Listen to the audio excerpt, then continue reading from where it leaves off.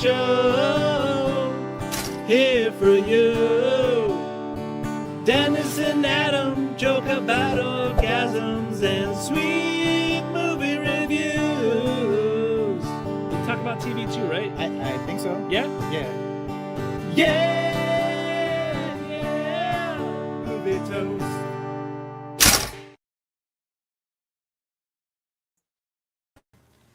Hey. What is up, Toasties? Welcome to episode 233 of Movie Toast News and Reviews.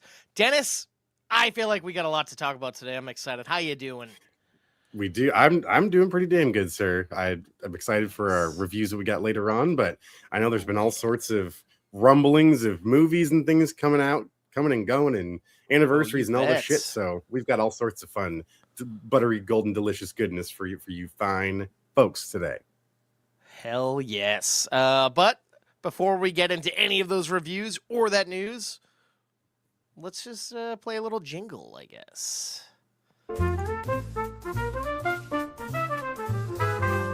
Gather round, folks, it's time for the scoop. Tune your ears in, let's join the loop. Yeah, I don't know what the hell I was saying before. You try. I saw where you're going. I'm just like, oh, okay, yeah. Thank you. I didn't set it up very well. So yeah, we're in the news section, folks. All right. Paramount has been going through changes ever since they were purchased by Skydance, and yes. Some people have praised their moves, while others were baffled by them. But its owner, David Ellison, has been making foolish moves left and right, and especially by throwing hissy fits because Warner Brothers rejected their multiple bids and just can't get it through his fucking skull that they don't want to be in bed with them. But this new bonkers thing that's going on here is the fact that there's this new thing called a plan, I guess they're calling it, called Project Eagle, that is essentially going to make Warner Brothers like TikTok. They want to make a massive library of short-form user-generated content, and they want to roll this out by the middle of the year, and I don't understand why. Who wants that? That's insane. I don't... Can we just keep these worlds separate a little longer, please? And not let this happen in our lifetime? Because fucking A, it doesn't hurt to actually take in the story of a movie and let's let it play out. Like I don't need tired of yeah. What is it gonna be? Are you just gonna log into your account and be like, all right, what's fucking Timmy from Cincinnati doing right now? Oh, cool. Is it gonna have anything to do with entertainment, news, or anything that Paramount's? I think there's so many, and it's that's the thing. I think we've dulled our palate for like actual long form storytelling so much that there's a lot of people that can't stand. As I will talk about in a review later, one of our fellow moviegoers in the theater screen. Every boy. Fucking time That's never good. A dialogue started, anytime there wasn't any action on screen, whoop, phones out. And it was luckily whatever they were doing, it was in like dark mode, so it wasn't terribly bright. But it's always one of those, like, as soon as I was about to fucking yell something at the guy, then he put the phone away because something cool was happening. I'm like, this is what's happening. Like, this is what's happening now. Like, it's I just can't people, say no that one I has don't the do that sometimes, but I will be in the back of the theater so nobody sees it. And if anybody's sitting in the back of the theater, at least you're considering that. Yeah. At least you're considering that, you know.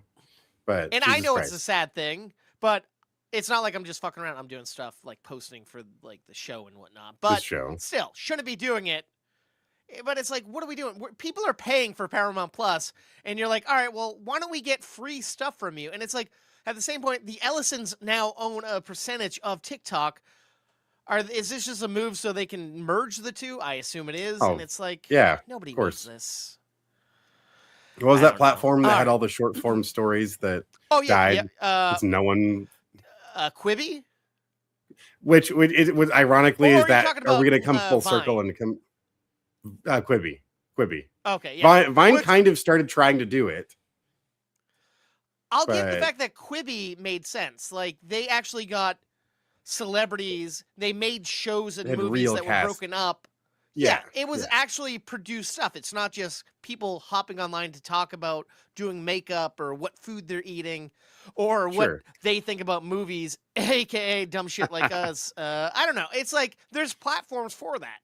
But It's Paramount exactly. Plus isn't that platform. Let me go to those places to take that stuff in, but I don't want my where I get my movies and my TV series from to be doing this shit. I don't need shorts. Yeah. I'm already annoyed by the podcast like channel in Netflix now. I'm just like, yes, I scroll through that. I'm like, what? And none of them are intriguing to me. I'm like, I don't want to watch any of this shit. Or yet again, I'm going to go to the place where all that stuff normally is to watch that when I want to watch Spotify, that. YouTube, whatever the fuck. It's normally at. Amazon Music's now starting to do that. It's just like, well, all right, fine, but yep. I didn't. I could already listen to it before. I didn't know I had to watch it. Right. Too. Isn't it the same? Yes, it is exactly the same. 100%. Like you fun people here watching us live now versus when you could be listening to us later on the podcast stream.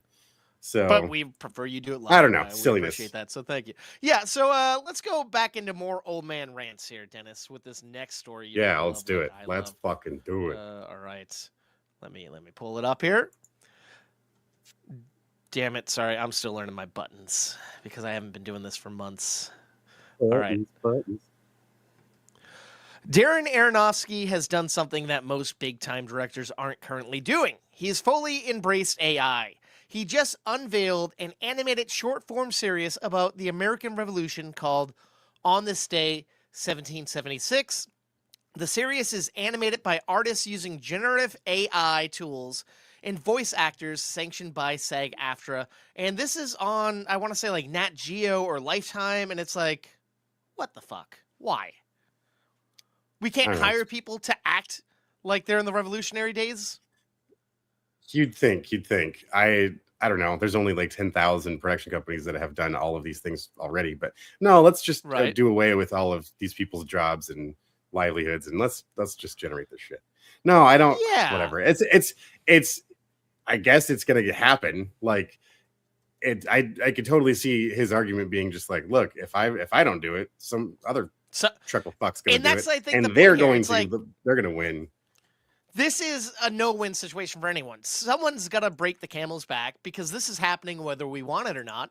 And at least I guess we can say he's using animated artists, but I guess that's what AI people are now, and using SAG-AFTRA people. But it's like, I don't know. I wish.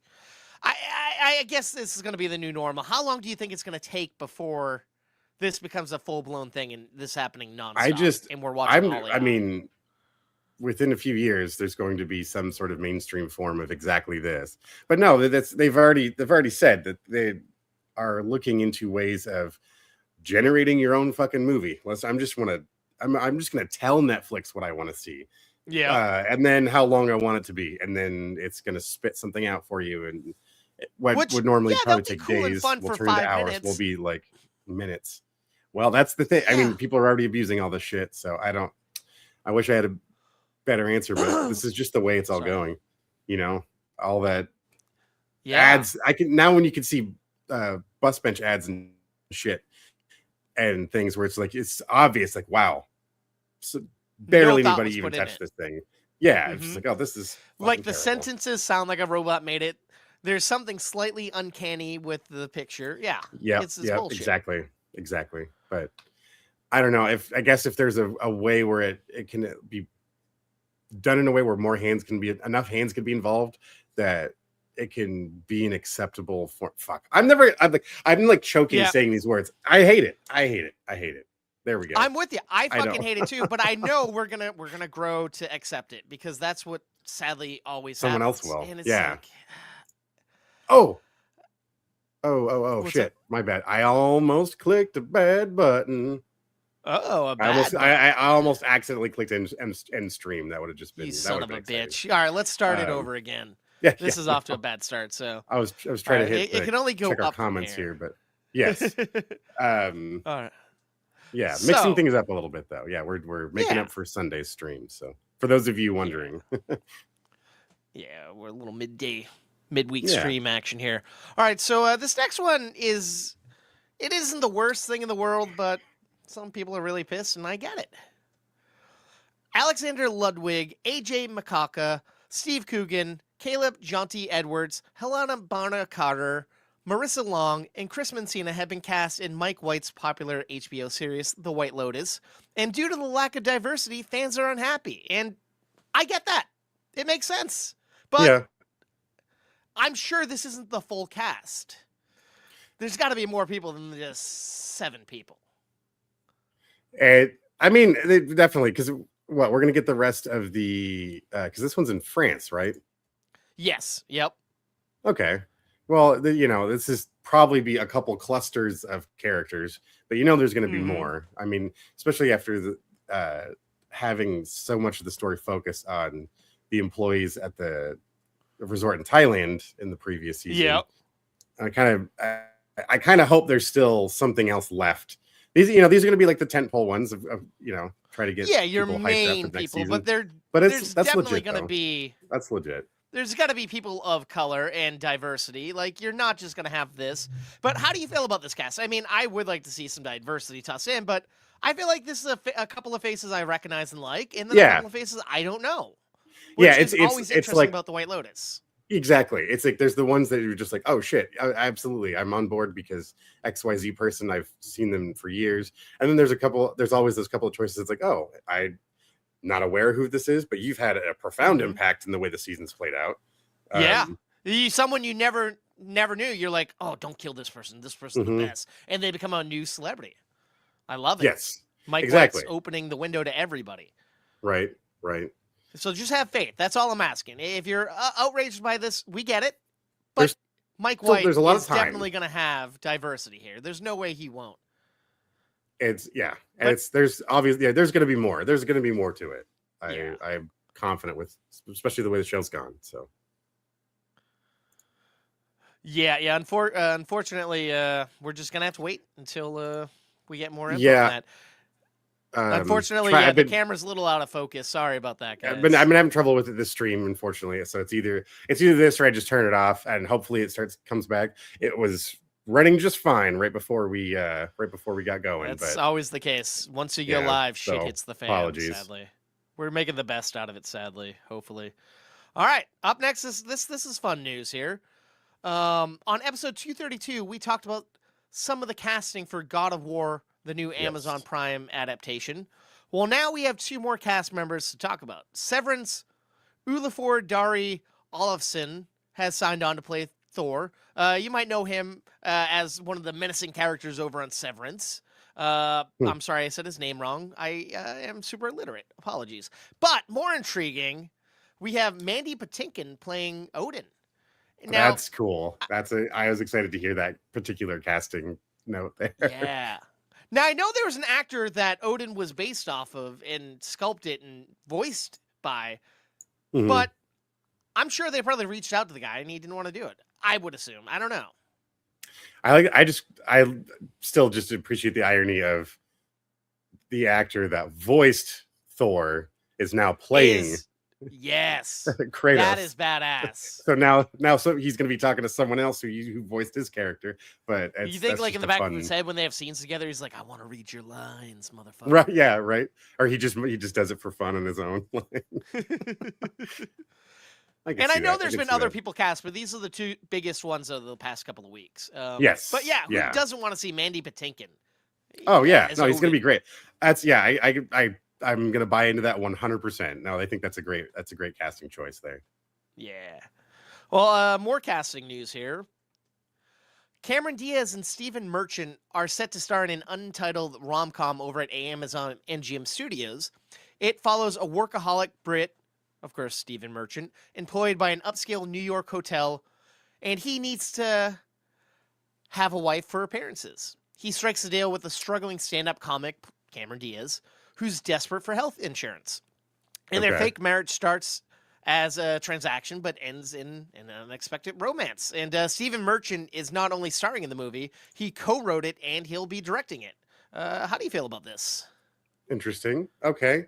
I'm kind of surprised at this particular pairing, but I guess that's supposed to be the setup though, right? It's an unlikely pairing or a situation that brings them together. So I don't know. I mean, we know they both have the comedic chops for it. That's for sure. Their chemistry would be interesting. I'm intrigued by how that's going to play out on screen.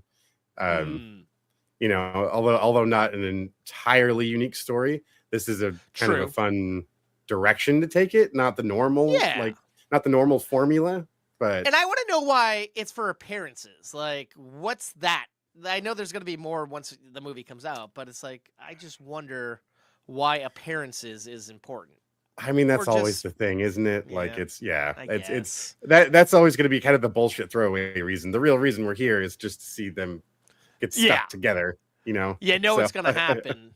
Yeah. And they're not even hiding it in the description of the movie. Like, they're going to end up together. It's like, all right, thanks for ruining the movie that we knew was going to happen. All right, so I've seen it already. Yeah. Great. Okay, so I don't need to go pay money to see that then. Yes, sir. All right, moving on here. Jack Osborne recently told Billy Morrison of the Influenced podcast that he and his family are actively working on a biopic about his dad, Ozzy. Here's what he had to say about it. That's an active movie that we've been developing with Sony Studios for like 6 years already. We have our decided pick, and I can't say anything, but it's a phenomenal actor. We have a director attached, and we're doing a rewrite right now. Interesting. So it's like, I'm intrigued. Yeah, who's a phenomenal actor that can pull off the gravitas? It's like, but it's such a unique, God, yeah, it's like, who could I imagine carrying that though? Because that is like, it's so specific. It's like you can't just emulate. Like, one person I did think of that I'm like, no way in hell that's ever happening, because who wants to see that scumbag anymore, would be like someone like Russell Brand. But it's like, no, I don't even think he could do it justice. It's like I need someone who looks like he could beat the shit out of me and not like break his bones doing it. I got a couple of actors in mind, but I don't really fully buy them either. I'm thinking like Johnny Depp, Jared Leto, maybe Colin Farrell, Kristen Bale, but I'm like, none of them have that whole persona. See, and it's also what era are we talking about? Exactly. What stages of his life are we looking at? Because that also has a huge impact. Like, because there's definitely there's actors we've seen recently that can pull off other musicians, actors, and biopics and things. But I'm like, I would never buy them as Ozzy. You can get the accent as close as you possibly can, but I'm still not going to buy the physical presence of the man being in front of you. I'm like, I don't even have a fucking guess. Well, I don't know, but there's like, and then like, all right, so age wise, I don't know. I could see if it's a little older, like a Tom Hardy. That guy has gone some lengths to portray real life people in the past, and Bronson, that was a great movie. True, and he fucking committed to that one. So fuck yeah. I don't know. There's a lot. Now, would you want to see, like, we're talking different stages? Would you want to see Cradle Grave? Would you want to see a specific area, or do you want to just see a specific time period? I'm kind of open to anything. It's more like we've heard all these urban legends surrounding the man, so I kind of a through line where we're getting a more intimate look at what his personal life was like, and not just because you can still see him on the stage, and you can see videos and things of him performing, but it's the stuff behind the scenes, the classic musician biopic kind of format, but it's going to be wholly unique for this man, like there's no one else. No one else. Now, like speaking of that, they just dropped a new full-length trailer for Michael. Any interest in that movie? Yeah. Oh, totally. Yeah. No, I'm intrigued. They played that trailer on the news the other morning.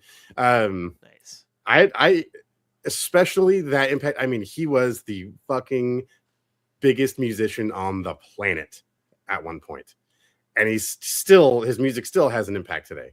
But I can't help but I'm curious. I would go check it out.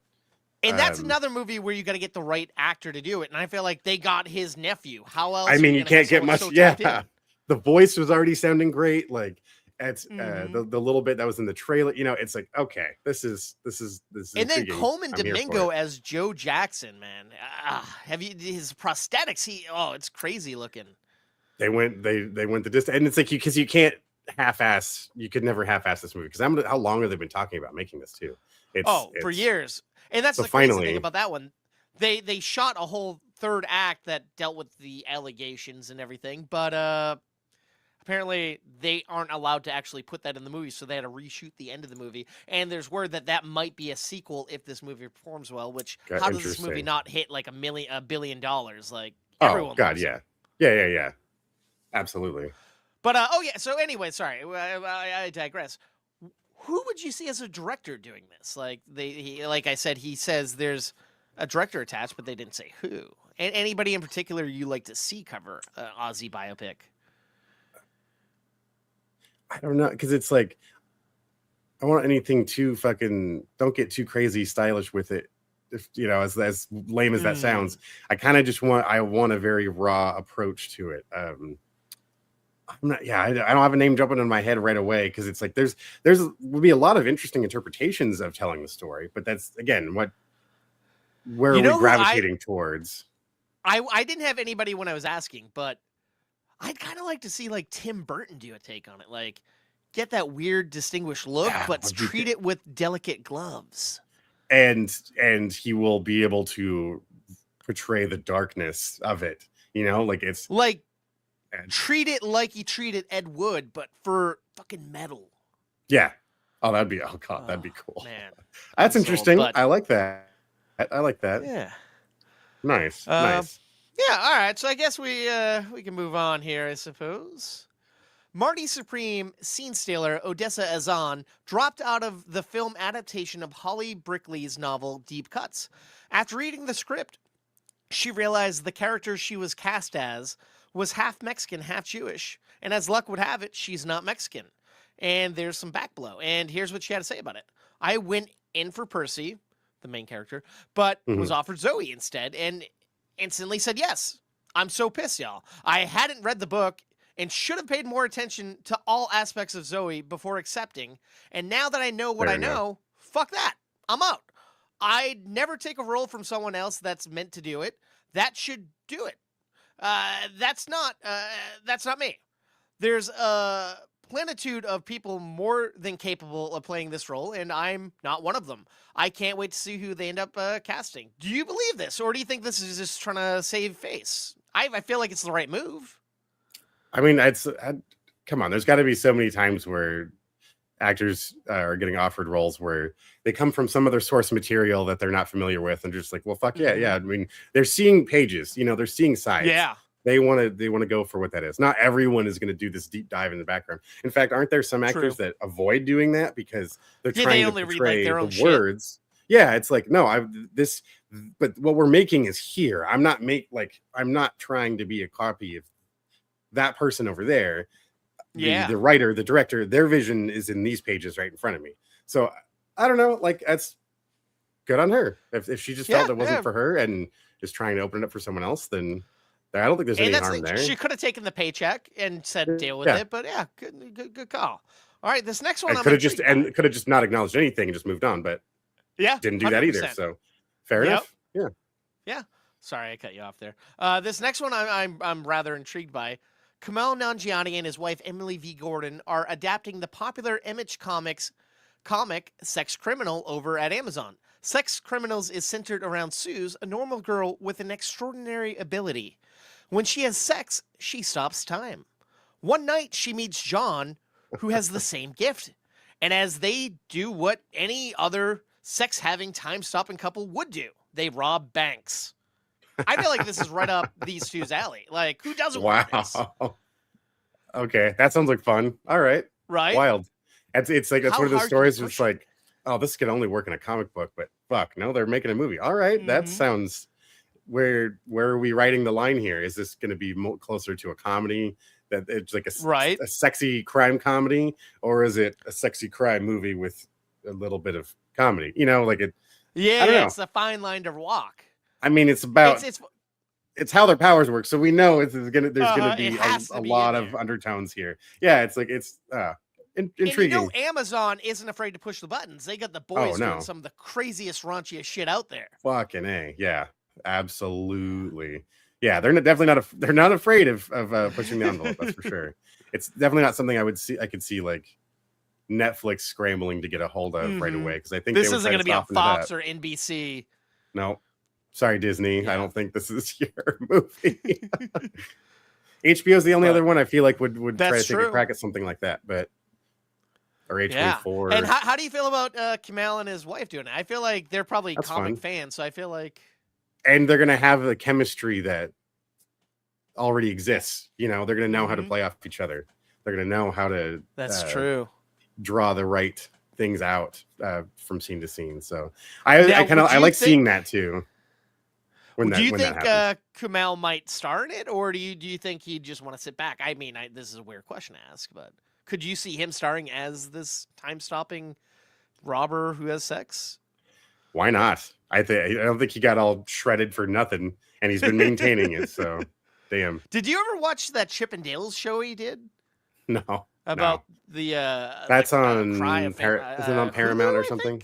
Oh, is it? I'm not too sure. I think Hulu. I could be wrong. Shit. FX, I remember hearing maybe? about it, but no, I didn't. I just didn't get to it. I was intrigued, but same here. Yeah. So because it's hopefully it's that show founding of Chippendales or something. I think so, and some crazy like shit that happened and went into it, getting the money and stuff. I think. Yeah.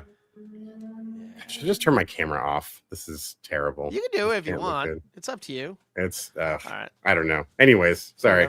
All right. This next one, not as intrigued because I'm not a teenager, but let's see what you think about this. Story Kitchen, the production company behind the upcoming split fiction movie, is in early development on a stale brain rot movie alongside the creators of the hit video game Roblox. Stale Brain Rot is a Roblox game that has players attempt to buy, collect, and sell brain rots, which are absurd meme-inspired characters or items to build an ever-growing collection before rebirthing to chase bigger multitudes of rarer drops. I just said a lot of words that I don't understand. I was already over it so long ago. Yep. I don't know. I also wondered what the fuck a Minecraft movie would be, but that kicked ass at the box office, so it's hard for me to knock this. There's definitely an audience for it because that fucking game is still going. I don't understand. It's like a game where you just make up your own games and then people join and play. It's like a role play environment, from what I understand. And then there's different servers that have these different rules set up that are the other games. So it's like, I don't know, you know. I know young kids in my family, like cousins and kids, cousins, they all love this game. So it's like, cool, market, sell that shit. I think and they're gonna have to appease to a lot of these, you know, all these other, you know, ancillary fans where it's like, oh, I play Roblox, but I always do the, you know, whatever the other game modes are. I played Brain Rot before it was cool. Right. Or yeah, exactly. Hipsters. I don't know, man. I don't know. It doesn't surprise me, but it doesn't make any fucking sense to me. No, so. Just reading the description, so you're stealing memes. I don't know. But good on them to figure out how to make a movie. Someone smarter than us. We're not Legos. We're not Minecraft, but we're kind of both. We're in between. Yeah, exactly. All right, let's move on because clearly we don't know what the fuck this game is. Universal is adapting the hit Broadway play John Proctor is the Villain. My apologies. The play is set in rural Georgia at a school where 5 young women grapple with the Me Too revolution as they study Arthur Miller's The Crucible.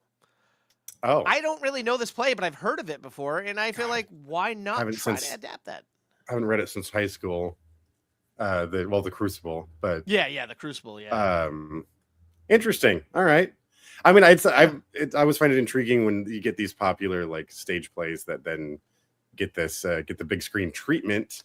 There's definitely been some, you know, across the board, good and bad ones in the past. So true. It sounds like a very that sounds like a relatable setup and story. And if it was that popular, then there's an audience already. Yeah. Oh yes. The Broadway fans are probably going to come out and check it out, and people who are intrigued by it. I guess Sadie Sink from Stranger Things stars in it, so I'm wondering if she'll come and be in the movie as well. I know she's going to executive produce, and I think Tina Fey might be executive producing as well. So cool. All right. So there's some good. Me a bit. Yeah, it's like there's a really solid mind behind this getting finished too. So that's great. Yeah. Good. Yeah. That's the person. That's somebody you want in your corner making fucking anything. Yeah, you can't go wrong with with a movie if you got her in your court. Yep. All Hell right. yeah. Well, this next one kind of intrigues me a lot more than this one, I'll be honest. After the success of Good Burger 2, Keenan and Kel are following in the footsteps of Abbott and Costello by making a horror comedy titled Keenan and Kel Meet Frankenstein.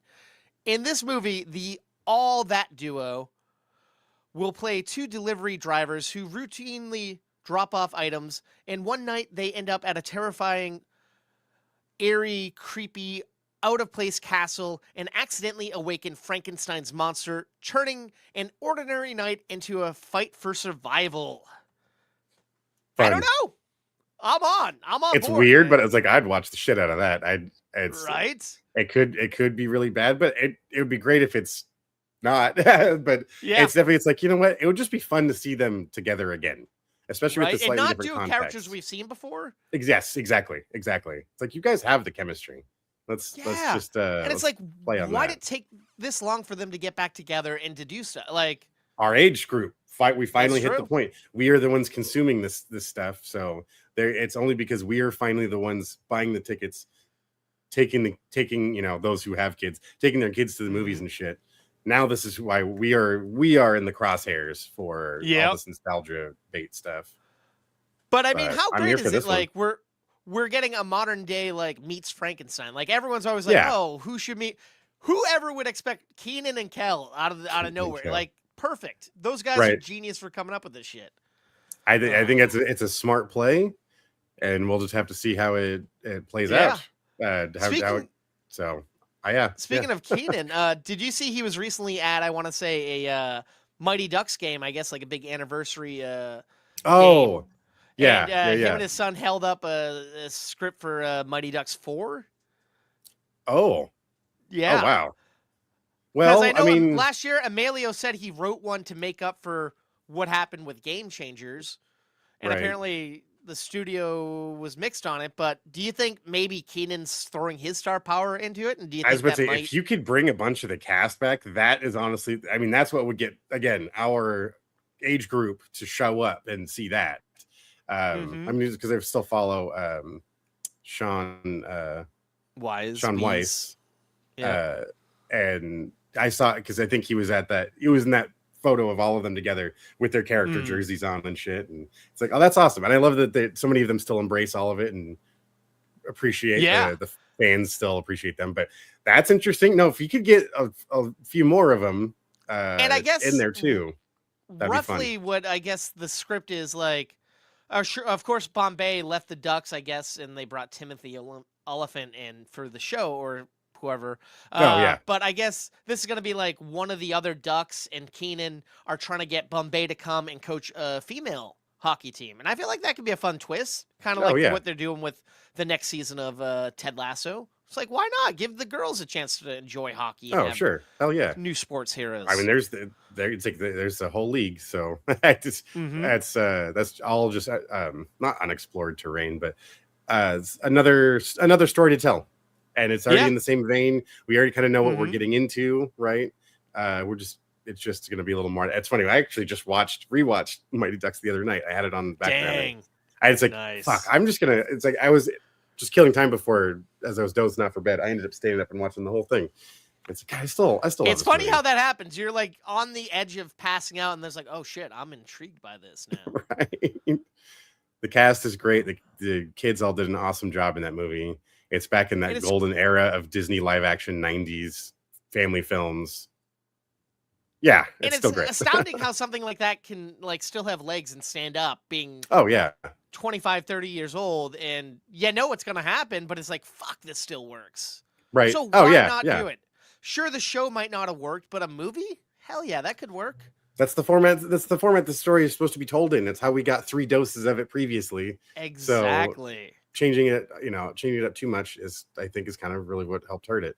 That and all the ridiculous disagreements that caused the cast to leave. But true. We're past that now, right? So we're in a new day. That's right.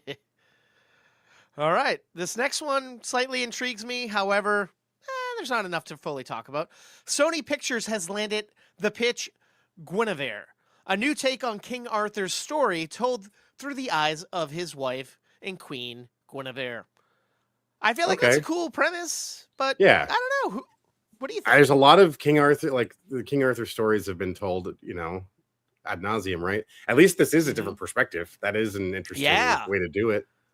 Then we just need to make another one from the perspective of the dog in the There we painting you found here. No, it's like, okay, yeah, I Yeah. will check that out. It's like Priscilla was interesting, and that's Yeah, that was all. a great twist. I don't care about Yeah, Elvis, but I wanted to see that because seeing that it's unfold someone who from you her eyes. know of. But yeah, you're getting that in-depth look and seeing how maybe this guy you idolize wasn't as good as he put out to be. That's yeah, and there was a lot of messy business going on there, and I appreciate the alternative angle to things. I mean, just what two episodes ago, the Ugly Stepsister. Oh yeah, A yeah. story True. we're very familiar with, but now we're reimagining it from a very specific perspective, and that was very entertaining to me. So, Yeah, I'm with you. yeah, So hopefully I like these that comes out within the next few years, and we'll be talking about that, reviewing it on the show. Hopefully. for sure. All right. All right, another one that is intriguing here, in celebration of production beginning on John Rambo, director Jelmari Heldander posted the following on X. When I was 11, I saw First Blood for the first time, and it changed my life. Rambo wasn't just a film to me. It stayed with me, growing up, and was a defining influence on why I started to become a filmmaker. As we begin production on the origin of John Rambo, we're going back to the beginning. This is Rambo stripped down, raw and real. A survival story about endurance, persistence, and loss of innocence. It's an honor to shape this next chapter with deep respect for the character and the legacy, and bring audiences to the start of John Rambo's journey. And this is, of course, the guy who made the action-packed film franchise Sisu. So how do you feel about that? Do you have faith in this now, or? I'm excited. I mean, it's. I think this is the right direction to take the story, so that we don't keep trying to regurgitate present day Sylvester Stallone on screen for a Rambo movie. Let the man sit down. Get him some juice. Go have a rest, Grandpa. It's okay. I mean, I loved the first 3 Rambo movies. There's a reason why you reviewed they them did. not too long ago. A couple of seasons ago, you reviewed them. Yeah, and the first one still is fucking great. That's now like in the rotation of I got to watch it at least like once a year, because it's just I get it. I get what he's trying to say there. It is such an intense, brutal, but beautiful telling of this story that like it's visually.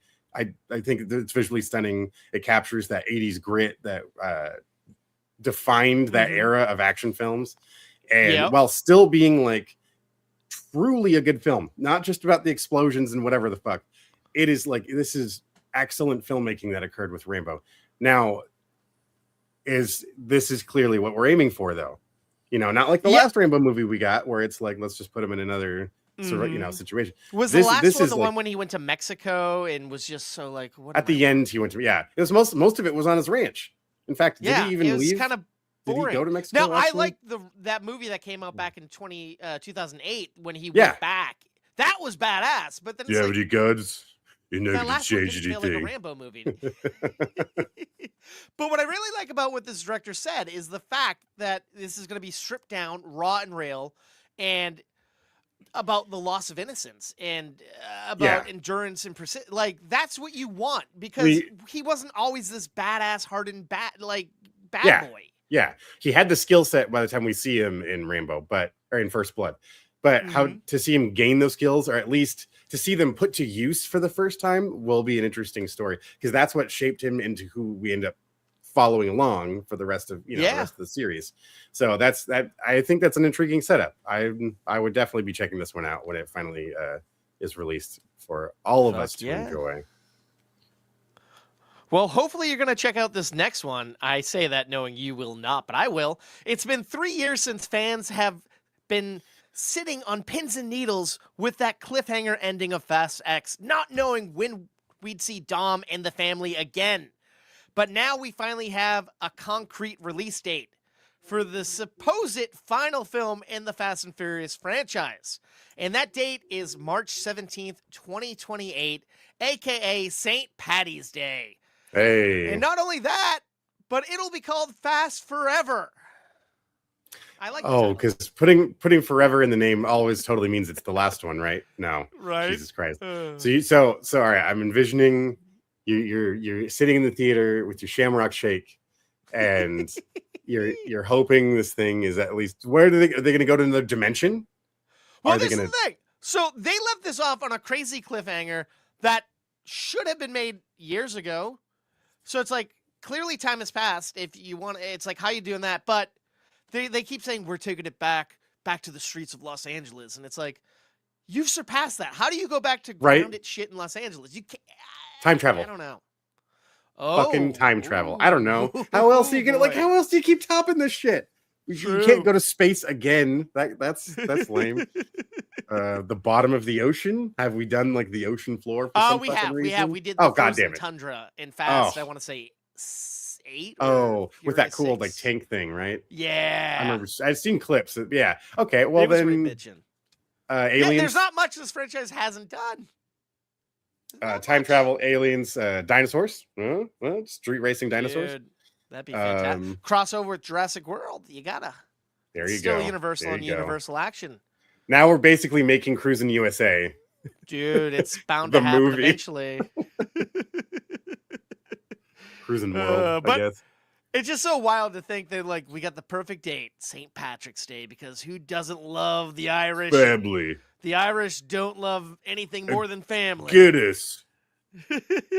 Whoa. I'll never drink that filth. But I will in this one, I guess. So, I don't know. Funny. I'm not going to lie. I joke, but I am super excited for this. Of course. Oh, no. Yeah. like and you know, a lot of other people will be too. And oh, hell yeah. No, I mean, it's not this is the finale? Fuck. Oh, hell no. Come on. Until each and every one of them, like, physically can't move anymore for one reason or another.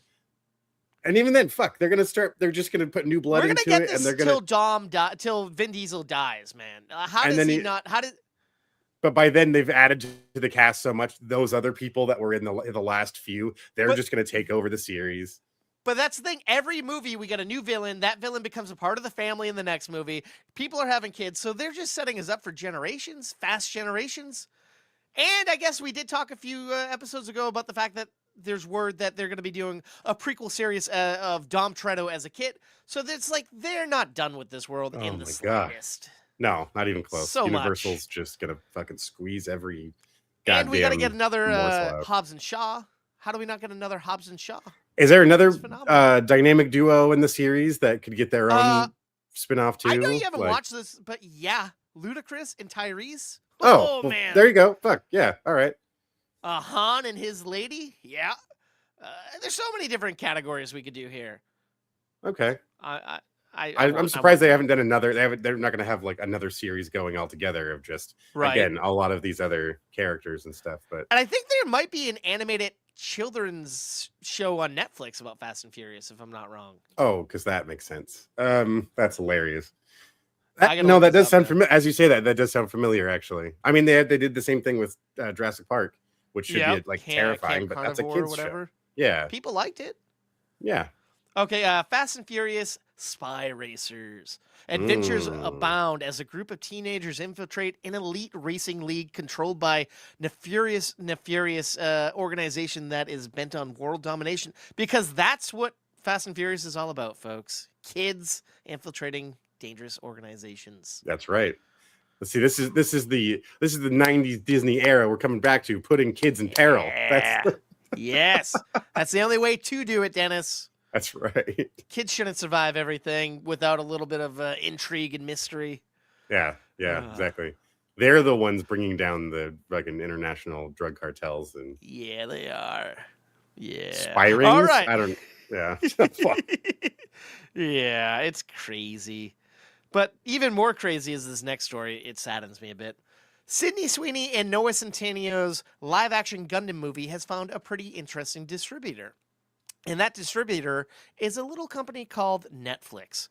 So, for those of you who thought it would be badass to see some of your favorite mechs duking it out on the big screen, you're unfortunately not going to see Oh, that anytime yeah. soon. Which I feel like Same that's thing. completely missing the fucking mark. But the point, I want to see it huge, man. Come on. We had this same conversation about Voltron going straight to Yes. Amazon. Why are they making movies we want on the big screen and dumping them on the little screen? We can watch the anime or the cartoon at home if we want to watch it on the little screen. The actual source material that is still like excellent. No, I think this is such a miss. I think it also speaks to just how much faith they actually have in these projects. True. And it's you're kind of just like, well, yeah. But they're coming on to produce this and distribute it. So it's like, why are you taking it if you don't want it? Just because a name in a project that should make money? Exactly. It's like if they'll have to at least come to us to finally watch this thing. And it's like, well, yeah, I guess, but now maybe I'm wrong. I could be wrong because I guess if the Warner Brothers merger does go through, I guess maybe they release it through Warner Brothers. But I don't know. That's I not feel like a Netflix... retroactive kind of thing. I don't know. That sounds like the things are already in place. That's a huge leap to then go, all right, now we're sending this fucker to theaters. I'd be surprised unless Netflix finally decides like we're gonna start running things in the theater circuit for more than a week. Yes. As we talked last week, they did say supposedly they're keeping the 45-day window at Warner's, but that doesn't mean for their films. Yeah, I would like. Yeah, I think it would be cool if they did start running stuff on the big screen like that. Especially their tentpole movies that do end up being really good. I mean, Extraction would kick ass. Yeah, that would kick ass on the big screen. Do a double feature. Right? There's so many different things that would work perfectly. But I guess time will tell. And hopefully they'll course correct. I think the studios have zero expectations as well. So Unfortunately, it's the blind showing the blind at this point.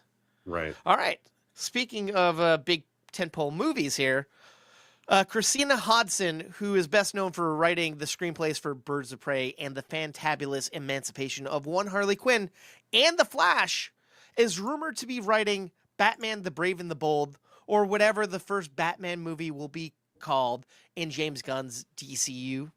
And sadly, this news has not sat well with Batman fans because Hudson's previous DC movies have been critically panned. But I feel like that's kind of not cool because it's not her fault. She wrote good movies that might not have been executed to the fullest degree. Right. Yeah. That's passing through a lot of hands, and there's a lot of people that have to put their input in. But I don't know. It is like it's a fan favorite story. So you got to do it justice. And at least this person has been in the world of DC. I'm not gonna lie, I love that Harley Quinn movie. I rather enjoyed most of The Flash. I didn't agree with everything that happened in it, but I don't know. Yeah. I think it's like it's like, oh no, we're not gonna just start spamming out movies like Marvel is over there. We're not gonna do it. Never mind, we're totally gonna do that.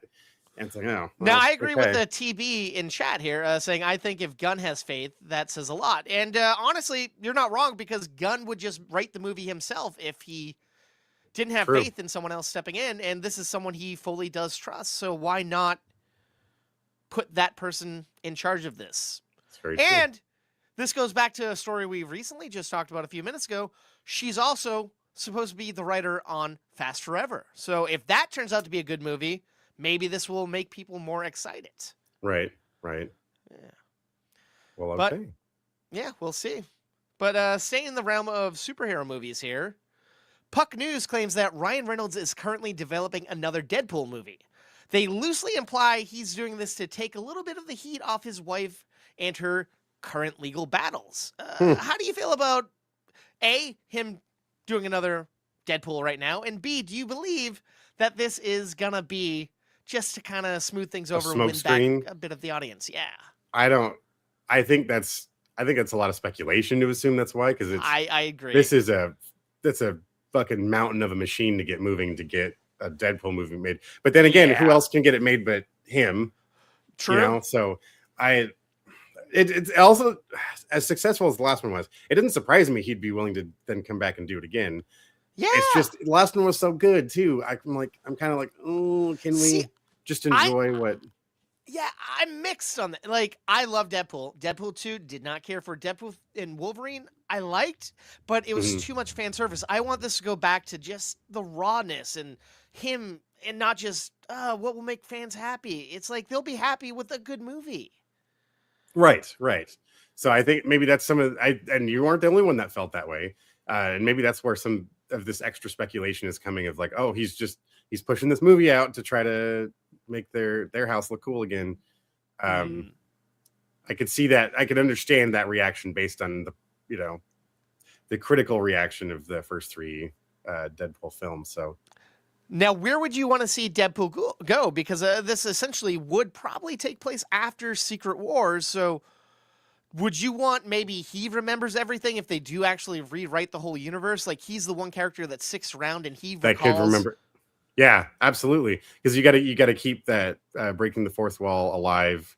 Make everyone else wonder what the fuck who he's talking to, shit like that. But that would make sense because I feel like that's something that's happened before in the comic. I've never got super deep into those books, but I feel like that was a kind of a recurring theme of an almost godlike omnipresence of knowledge. Like it's when he starts crossing dimensions, it's like, well, he knows where he came from. And that awareness of what where he is. Yeah. So, and if Jackman is still playing Wolverine in the future of the MCU, do you think this has to then be, all right, Jackman's back, we're getting Deadpool and Wolverine 2, or do you think this would be more standalone? Do you think maybe we'll get Brolin back as Cable because he was disappointed he didn't come back for the last one? I don't know. I like Brolin as Cable. Yeah, he was good. I don't know. It's like you can't just. I feel like Deadpool and Wolverine. You can't just do that again. So yeah, you gotta really give us something fun to bite into. And it was so the way. Oh, yeah. No. I asked you. No, just the way they took the last one. It just got so big. It's like, are we? Is he gonna shoot a car into space now next? And then I mean that would be appropriate for him. That would actually make sense. That does actually sound like something they would do. If anybody could do it, it would be him. But I don't know. He has said if Deadpool comes back, he wants him to be a part of an ensemble and not the main focus. Do you think? But he doesn't want him to be like an Avenger or an X-Men. So do you think he'll do X-Force, actually do it justice? Or do you think there'll be some other ensemble he could fit in? I'm sure there's a team. X-Force, I hope if they do a true X-Force movie, it's like, it's really gnarly. Shouldn't be a jokey. It should just be a straight R-rated, like he should be the action joke movie in this badass, intense movie. Oh, and yeah. Whatever this Deadpool project is, but well, no, X-Force, I mean if they did the X-Force, if it was a bad, like he'd be the only jokey, funny part about it. Everything else would be like an action movie of. I suppose so. I just remember the ones I read. It never carried that tone. Never had like the dozen or so of those comics. I don't ever recall there being a comedic tone ever. It's so because that's kind of what I recall as the focus is you're stepping away from the rest of the group because we're going to do the shit that we can't be seen doing. We're going to do the deadliest step. We're going to do the shit that the world won't even hear about. Kind of that kind of vibe. And then all of the characters that usually get brought through there are some really hardcore mutants that are either they've had some gnarly backgrounds or they're always like inches away from death, whether that's characters being able to literally communicate with the dead or turning into crazy, terrifying beasts or all sorts of wild shit. And then just Logan being the center of it. He's kind of being the team leader. Dang. X-23. Like you get to bring all these really cool characters together. Very interesting ones, but in a very brutal context. I think you might be right, TB.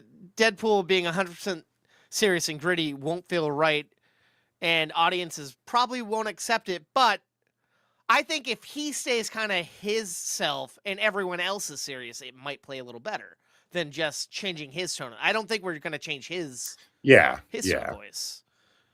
But we don't even know. Maybe it won't be that type of movie, I guess. Yeah, exactly. But is there anyone in the whole oeuvre of Marvel that you would love to see Wade Wilson and Deadpool teamed up with? Like that we haven't seen on film, or if we have seen on film? I mean, I want to see recast? him piss off Frank Castle. That would be hilarious. Ooh, those two could go at it. It's the classic, the straight serious guy that's all about Deadpool, business. Spider-Man versus that's a good pairing. I would, that would be hilarious. That's just cracking jokes left and right there. Who do you think would win in an argument? Like, I feel like Peter could go at it with them. Like, intelligence doesn't matter. Deadpool, he's always going. Wade Wilson will just keep. Yeah, he's going to maintain his like. Oh, dude. Punisher popping up in Spider-Man is definitely going to be badass. I can't wait to see that. And rumor is they're going to be hunting down Hulk, who's on a rampage. That could be pretty dope. Damn, that's a gnarly. Yeah, it's a tall order, but I'm here for it. Yeah, but no, So, Punisher, Wolverine. I mean, Punisher, Spider-Man. Anyone else? Maybe we haven't seen yet brought to life on the big or small screen. Oh, I mean, there's tons of them, but God, I don't know. See, this is where I think sometimes the speculation can get too dangerous because then we're starting to build up something that's not even there to begin with.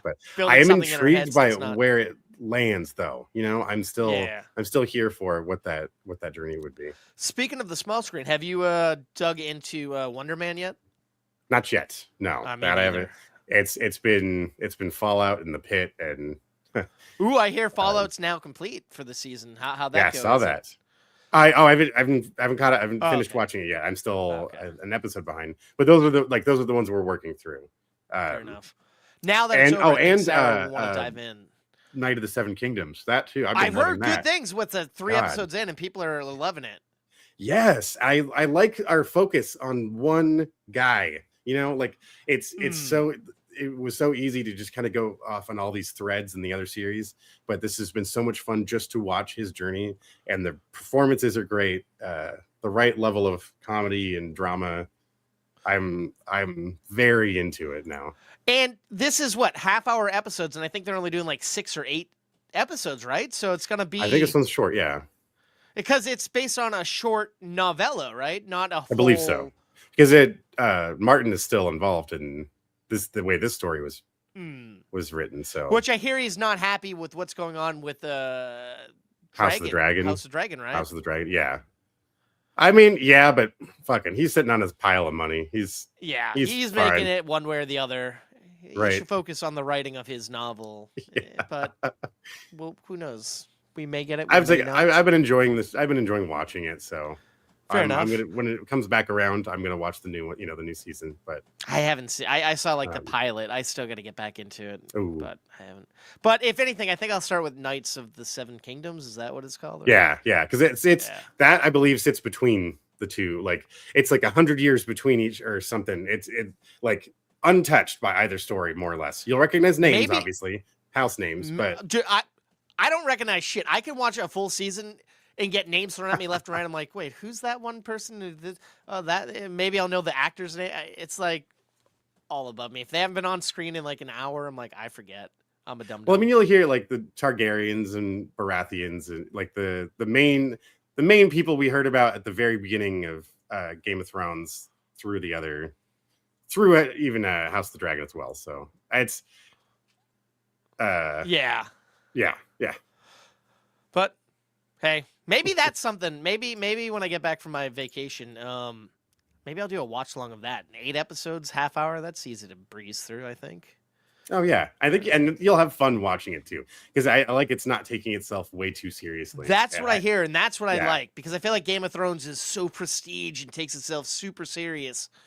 Even the bits of comedy that are in there are still a part of like the intrigue, like it's yeah. I think you're gonna. This will probably be the one you like more than the other 2 series, if I had to bet. If I had to put a bet on it. And don't get me wrong, I love Game of Thrones, and I liked what I saw of House of Dragon. It's just there's so much TV content right now. Trying to stay on top of that and see every movie that comes out. It's so fucking hard. It's a lot. It's a lot. Who has an addiction to movies. All right, this next one, staying in the realm of Marvel. Sorry, we've killed a lot of time on this Deadpool talk. John Roca of the Hot Mic podcast says he has a insider working closely with Marvel, and apparently Marvel's considering splitting up Avengers Secret Wars into 2 movies because it's such a long script. And I don't know, I feel like that makes sense. They did similar thing with Done it Infinity before. and It's War. like that doesn't surprise me at all, and that's probably the better way to do it. So at least the parts that the fans of the original story can feel like they're giving attention to the thing that they liked about that story arc. So it's just sensible. At least 2 movies. I would, like you just said. And I guess when you look at it with Doomsday, that's kind of like the prequel, so it could essentially play as its own little trilogy, possibly. Right? Yeah. And that makes sense to me. It's my worked for him in the past. I get there's so many characters and so much story, but do we need like 6 hours of it? I mean, yes, it'd be awesome, but some things are cut for reasons. Like, why not? You're hurting for content on Disney Plus. Why not do a cinematic movie as a series on Disney Plus? You'll have the viewers, but I guess you're not getting the box office. I don't know. Because and you're also, because you want the box office prestige, and you also want to maintain that like the line between the two, because it's especially we've both heard people talk about lumping all of the Marvel series together, just like, I don't watch the show, Yeah, and it's like, that because that's a show, it's not going to be as good as a movie. It's like, well, in some cases it's true, in other cases it's not. So I don't know. It just seems sensible to me to break it up into bigger movies. I like seeing the big spectacle movies too. I don't want to have to watch it at home on the small screen. It's an event. And everyone's excited. Yes, You're not getting assholes pulling out their phones talking. People are glued to the screen. And even if they saw it 4 times, they're going back because it's that fucking good. Yeah. How we used to see movies. Yeah. That's how movies should be. But I don't know. And like you said, people don't take the series as well. They think, oh, that's lesser. But case in point, everyone thought Wonder Man was going to be a flop because it sat on the shelf for like 2 years, and Disney decided to drop it all at once. But people are saying this is one of the best Marvel shows we've gotten. So it's just nobody knows. You just need the right writers, the right directors, and the right cast, and you got something special. Absolutely. And word is that Kevin Feige is going back to his old school way of doing things and just focusing on these 2, we'll call it 2 for now because it's unconfirmed if there's going to be double feature of the next Secret Wars, but he's just been focusing solely on the Avengers movies and letting other people handle the other stuff. And I feel like not stretching himself so thin is probably a good thing in the case for everyone. Mm-hmm. Absolutely. I'm just running my mouth. I don't know why I said so much. Sorry. Well, up All next. You can do this for me. You got it. We're doing press for Send Help, a movie we're going to be talking about in a few minutes. Sam Raimi was asked if he's ever going to make that elusive Spider-Man 4 film that he never got to do, and he had the following to say about it. Right now, Marvel is very successful on their own tangent with their own Spider-Man. Yeah. Where he is involved with the Avengers and other superheroes. So I don't think it makes sense right now to break up that great successful run they're having just to allow me to make Spider-Man. But I'd love to. The day might come and I'd love to do it. So it's like, I guess we're not getting stuff, but that sounds kind of hopeful, I think. He's worked with Marvel and Doctor Strange. Do you think it's ever a possibility? I liked that movie. Is it a possibility? Sure, it's possible.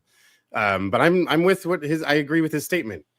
Now's not the time to then shake up all of the momentum that they've had going with an incredible actor and the rest of the cast that has been surrounding him. The stories they've been telling have been entertaining. The way he's been involved with the other stories, great. Why rock the boat? When again, it's still Sam fucking Raimi. He can make all sorts of killer Marvel movies, other superheroes. Yeah. And have fun with that. I don't know. Sam Raimi's always going to be Sam Raimi, so and I'm always going to have a soft spot for that trilogy. Agreed. And I feel like we got a little bit of closure having that iteration of Spidey pop up in No Way Home, and there's no way in hell we're not getting him in Secret Wars. You're not going to have Battle World or Battle Planet and not have all the Spider-Men. Maybe you I won't, think, but some, but duplicates of characters and having fun with seeing all these other iterations and a topic that's been well covered in multiple different characters, movies or series. I think Loki has been one of the best Marvel series so far, and I loved that seeing behind the curtain into that part of the world and where what Deadpool did with that stuff too, and there's always going to be a pocket where it could exist. We don't need it right now, though. I think that's a little much. Yeah, you're not wrong. So, I mean, time will tell. Maybe we'll get it, maybe we won't, but why force it when we have a run of great Spider-Man films happening right now? Exactly. But you know what we do need right now, Dennis? I think we need a little thing called polls.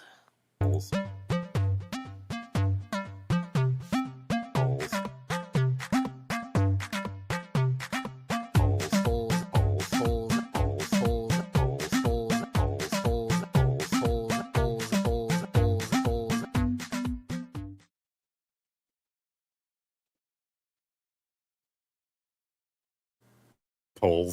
Sorry for that pause. Polls. I love how I was going to say pause and then you said polls. I'm like, I got to jump in with polls too. I always love getting to that segment because after all the talking, I can take a quick break because of the music. And then I took too long a break. Sorry about that. On episode, this has nothing to do with episode 233. Normally, these polls always have things to do with the previous episode, but I switched it up this week. Now that 2025 is over, which 2026 blockbuster are the Toasties most excited to see out of the following? Project Hail Mary, The Odyssey, Dune 3, and Avengers Doomsday. How do you feel? Any of these stand out as cream of the crop for you, Dennis? Well, it's not a new Mandalorian Grogu for sure. See, that's one I feel like it could be a dark horse. Everyone's prepared for it to be a giant flop. Maybe it's going to be a return to form for him, but I doubt it. The Odyssey would honestly be mine. I'm excited about this. It's an epic story, and so many other stories have emulated even aspects. And people sometimes don't even realize they're referencing things from the Odyssey. It's such an impactful story. That's of those choices, that is the one I am truly most excited about. I think if you asked me a couple months ago, I'd say Doomsday, and I think it still is. But I agree with you. I was mixed. I'm like, yeah, Nolan, this cast, cool. But when I saw the prologue in IMAX, I was like, holy fuck, I'm 100% on board. This movie looks so brutal and insane. I can't fucking wait. Awesome. It's going to be sick. Oh, dude. No way this movie doesn't outdo itself. I feel like this movie is going to be starting in the summer. I feel like it'd easily play until October. And people are still going to... And, of course, it's going to be in so many awards consideration. Oh, yeah. This is a juggernaut. This is an epic that I think the time has been taken to make it look as good as they possibly can. This is, I'm not even not afraid of this being bad. Like I'm not worried about that at all. A lot of things would have to go wrong for this to be bad, and I don't think that's happening here. No, agreed.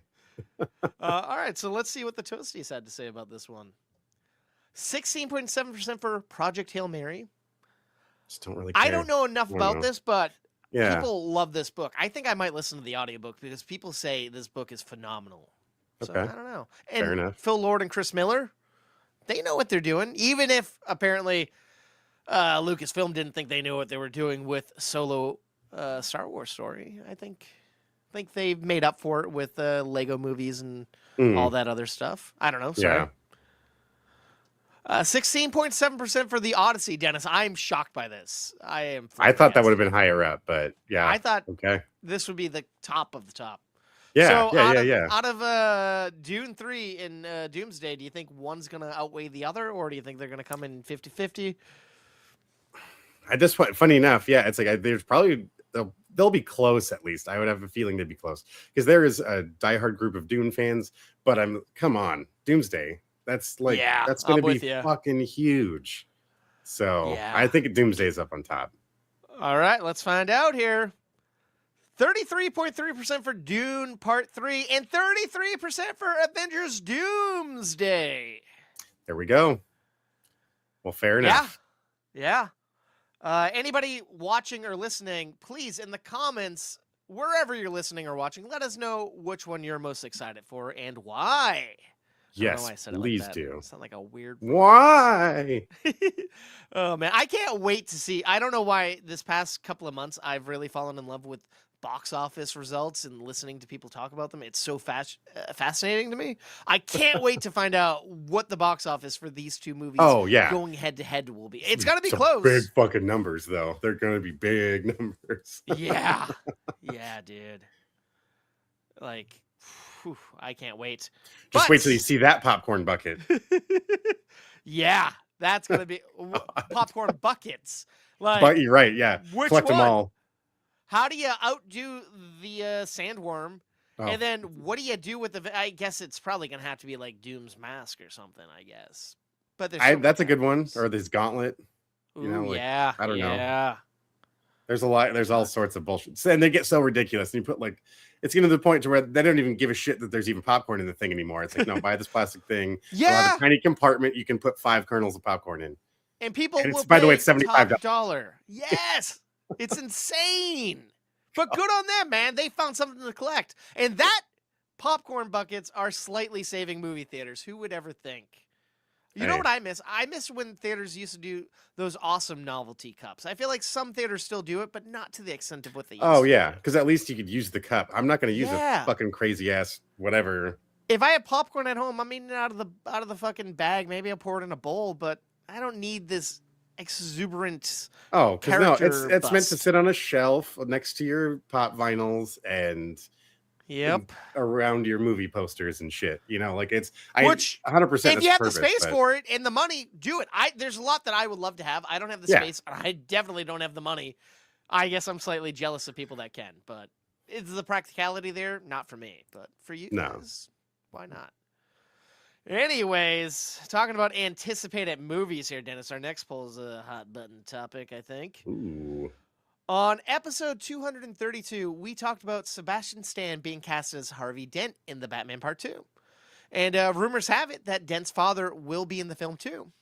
And we talked about a possible slew of people cast, fellow actors we'd like to see in this film as this role. So I want to know, out of Tommy Lee Jones, Mark Hamill, Harrison Ford, and Nicolas Cage, who the Toasties think should play Harvey Dent's father. Well, there we go. Oh. Spoiled one of those. God damn it. But learn to hit buttons, dipshit. Well, that would have been who my are you? choice. Honestly, I would say Mark Hamill would be the top of that list, and then Yeah, man. probably Nicolas Cage. Harrison Ford's Okay, kind I of like- He's like, I'm doing Shrinking, and then I'm done. that. Yep. And Tommy Lee Jones, I don't know. Where's he been? His daughter recently died, but Oh, I don't know, acting Jesus wise. Christ. Yeah. Um, New Year's party too hard, it seems like. Oh goddamn, that's terrible. Yeah, it's rough. So he's having a hard time. So throw him a bone, put him in a big movie, let him reprise his role as the Dent. I don't know, but I'm with you. I think Mark Hamill for Mark sure. Hamill would be fucking awesome. That would, yeah, But, he'd crush that. Like you said, Harrison Ford, man, on Shrinking, he's killing it right now in Shrinking. I'm almost done with watching the whole season, Uh-huh. and he's doing some great stuff this season. I mean, he's always doing great stuff, and it's just giving me a more affinity for Ford. There you go. Yeah. Yeah, so let's find out what the Toasties had to say about this. Of course, 0% for Unfortunately. everyone's favorite Luke Skywalker, Mr. Mark Hamill. Just rewatched for the first time for Sarah, but I rewatched The Long Walk. Man, he's good in that movie as Oh grizzled god, I still gotta guy. get to that one. Yeah. Oh man, it's on Stars now. If anybody has Stars, Oh. that's where it is. I always gotta justify owning Stars. I always buy it when it's on sale for a year, and I'm like, oh, all right, I've gotten 3 movies in this year. Justifies my $25. That's true. If you break it down that way, that does Yeah. fair enough. Most of the times, I'm always thinking, what's on Netflix? What's on Hulu? What's on Max? What's on? Never. Stars is always like the lower tier. Stars and Peacock. Even though Peacock, it doesn't matter. Sorry. All right. 0% for Harrison Ford. Nobody wants any Star Wars in this fucking franchise, Dennis. Fair enough. Yeah, Harrison Ford, I think that's kind of forcing it a little bit, you know? Like I don't quite see. I mean, not that he couldn't do it, but that's not he just who I doesn't want to fit. see doing it. Yeah. Yeah. All right, 50% for Agent K, Mr. Tommy Lee Jones. I like that. I can see it. And that leaves 50% for easily, your secondary choice, Mr. Nicolas Cage. Oh, Hell yeah. yeah. Easily. He would easily do that. Yeah. It's especially with having him having a relationship with the character Sebastian Stan's playing. I don't know. I feel like I could just see that. And he's young enough opposed to the other three guys, and he's as intense as an actor could be that you want as like this like kind of older alcoholic abusive father who you kind of sympathize with, I think. Right. Yeah. Well, hopefully hopefully casting goes a direction that Watch is going to be someone we never expected. Fucking the George Lopez. I don't know why George Lopez. That would be interesting. He's got a killer beard. I could see. Dude, the beard is awesome on Lopez, dude. I love it. It's like, where's that been? I would have watched the shit out of that on Lopez or George, whatever his show. One of his various shows. Remember when he had a talk show on TBS, Lopez Tonight? Yeah. Didn't you go to a taping? No, I wanted to. At one point, John LaJoie was on it. Only thing I know he's ever done. Oh boy. Oh no, I think Fred and my almost roommate. That's what I'm thinking of. Yeah. I remember hearing a story. That's why. Yeah. Shit. All right. Well, that's gonna do it for us in the old polls section. Dennis, are you ready to talk about a little thing called reviews? Oh, fucking you know it, baby. It's camera action, it's review time. Dennis and Adam, we gon' blow your mind. We're stepping up to the plate, ready to swing. Analyzing movies like a scientist would play. All right. We are going to tag team a movie, but I will let you do the intros for this one, Dennis, because this was brought to the table by you this week. All right. Cool. Yes. We're going to start off with a little documentary that was recently released to Netflix called Secret Mall Apartment. Artists set up an apartment inside Providence Place Mall, going undetected for years. We all hated the mall when it went up. The developer comes in and says, I'm going to knock down your home. I just had this idea. We should live in the mall. Is it a prank? Is it a work of art? Is it a social experiment? Such a magic thing to take a space from the mall.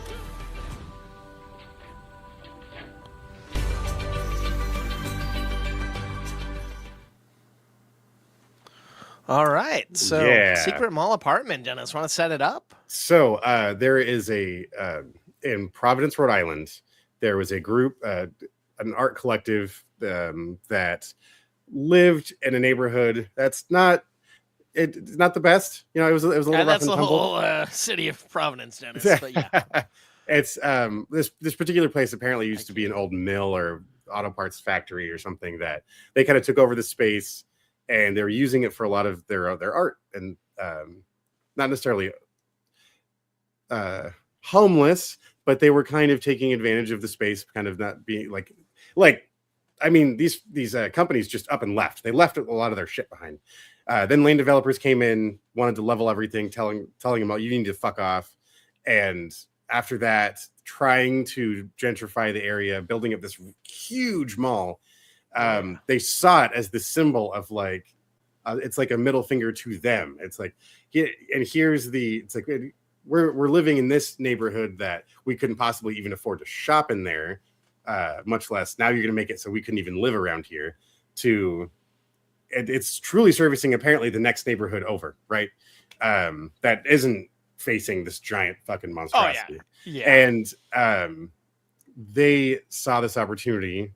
As it was being built, they kept a close eye. Like a couple of them were keeping close eye. The main guy, Michael, I believe, is our kind of the center of this cluster here. Mm-hmm. Where they're going to take a little piece back. Now, mind you, it's truly impressive. They never stole anything. All they were doing was trespassing. In fact, they went out of their way to purchase furniture and truly kit out this space they found. This kind of awkward to get to corner of this mall that served no real purpose anymore. And it never made it their own. Which is the wild thing. Yeah, like it was a gap during the construction that all it ever did was have like tools and building materials were kept there, and then just kind of got forgotten about as they were finished building out this mall. And Sorry. Yeah. It's crazy because like they started as it was an art installation, just put a few things, and then they slowly started moving in and living and filling the space and making it homey. They put a fucking door with a lock on it, and they had the foresight. I love that because they're artists to document all of it and how they did. And it's like, what the fuck, visionary, man. They purchased all these materials. It's like the trailer suggested. It's very much this like. Fuck you for gentrifying your neighborhood. So we're going to take a piece back and it's going to be us putting up here. Now, mind you, none of these people are homeless. They all actually have their own homes and apartments and shit. This is kind of just like their bonus space where they would then meet up to talk about their other art projects that were being led, which a ton of beautiful like a lot like tape art. I didn't even know that was a thing. Dude, and that's a whole thing. The pieces apparently were really cool. These are very interesting people, and it was really cool to get a peek inside. You know, these very much this very specific sect of culture in America and around the world, truly, that they are looking at a world through a very different lens and holding that mirror back up to society of like what we're doing to ourselves. And I really appreciated how they were doing what they were doing. I mean, it went on for 4 years. This place was undiscovered. And it plays as like a gripping, like fucking action, not mystery, but thriller, because you're like, how are they going to get caught? When are they going to get caught? Are they going to get caught? What's going to happen? And you're just waiting for something to happen. But they kind of just pull the taffy and they give you looks into their life, show you them going off doing other art exhibitions, doing like community service and just being good people. And exactly. And then they're in this documentary recreating the space in like another warehouse, and they're kind of walking you through the space. It's kind of like a meta documentary in the documentary. Yeah, and I love these. There's that scene with Michael's talking about, oh no, any of these 3 things could happen, and we actually see all 3 of them play out. And then it's like, no, but what actually happened was this. And I love it. It was a very fun presentation, a fun way of showing that to the audience without it being preachy, without it being too like poetic, we'll say. And I thought it was just a very well executed, artfully done, some might say. And it was so intriguing. When I first heard about the movie, I was just like, oh my God, that's an incredible subject. How the fuck are you going to get all this footage? Turns out they had captured most of it themselves. And I think that's truly what sent this over the edge for me. And this is what made me really enjoy this, is it felt so authentic and real. And it went by kind of fast. As I was starting to get into it, just like, damn, oh shit, we're already off to the next thing. You want more? I feel like once it gets interesting, like they stop filming stuff. It's like all that stuff before they get caught. It's like, I want to know what's going on. I want more footage. Show me more. Oh God, yeah. I can't believe they were able to film so much of them bringing the building materials for the wall. And I'm like, that is impressive in its own. And then how they kind of get all of it up in this tight fucking cramped space, up an area, eluding the security guards. Yeah. Finding the glitches in the security sometimes getting caught and just getting able to like talking their way out of it, like doing these little white lies, and sometimes just blatantly lying to them, but in such a convincing way that they're just like, oh yeah, go ahead. It's so funny. And it's like there had to be so many other times that happened that weren't captured on film, that, you know, over the span of 4 years. It had to be. And then like the little hiccups of like it getting early on, it getting found, but then they didn't really follow through. And guess those security guards either got new jobs or they just stopped giving a fuck. And like someone stealing a PS3 or this, that, and that was or accidentally slipping and letting someone in like a fucking a candle store know about it, or like just the random things that would slip. But then as soon when he said the right things, though, the guy they were talking to when they're doing the shadow box, who's helping them do the shadow box, it's like he's so much of their mind, you know, like this is just a job to him. It's like, I'm actually an art major. It's like his life is dedicated to art. So he just thought it was the coolest thing. And I'm like, oh, you know, he gets it. He so understood what they were doing. I think that's why they felt safe to mention it to him. I'm sure when they told the rest of the group, they told someone about it. They probably didn't like it, but it's just fascinating. I agree. My only thing is the way they talk about the guy in charge of it and everything, it kind of comes off a little culty. I know they're not a cult, but it felt kind of cult-like, and I know they were doing good for humanity, but it just, something was a little unsettling with me, the way they talked about the collective. I think that always, I think that's kind of just tends to happen. I feel like there's a handful of times I've come across people who are of a similar mindset and who associate with like other like-minded people in that sort of realm. It kind of just seems to be what happens, because not everyone gets what you're trying to do, and there's definitely an acceptance, because I mean he was an instructor, he was a professor, and a lot of them were his students. Mm-hmm. So at first I thought that's kind of a weird dynamic. You're doing all this outside school, but then it's like, no, it's because you have such a deep understanding of what it is you're trying to accomplish and a respect for each other's artwork as well. I'm like, okay, I guess it's really not that strange. It is, they just formed their own little community.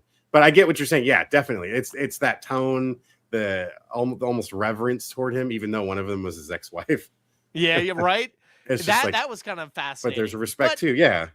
It was still beautiful, and like I said, a respect they had for one another. And nobody was like angry or malice. At least they didn't let on to be on camera. Right. Yeah. Exactly. And it's interesting. This was produced by Jesse Eisenberg, kind of coming in. And it's like, that's an interesting choice. And it got a lot of attention at Sundance when it came out in 2024, I want to say. But it's crazy. It's taken this long to kind of like really get kicked around to the distributors.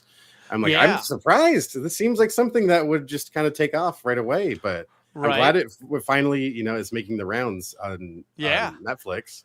So like, it was playing in a very limited like theatrical run, and like I was so mad because like Providence Place Mall is like not far from me, and like I go there sometimes for IMAX showings and stuff. And this movie was playing there, and they were doing Q&As, but fucking sold out every showing. Like one night I wanted to go see it and then see Princess Mononoke at their IMAX, but instead what I did, I had to go to a theater like 10 minutes away, watch the movie about that mall movie theater that this pretty much took place in, and then go to that theater for something else. I'm like, man, it's just so kind interesting. Of a tease. Now, and as I'm pulling in the parking lot, I'm like just picturing these people coming from Home Depot runs, and I'm like, how inept can this place be?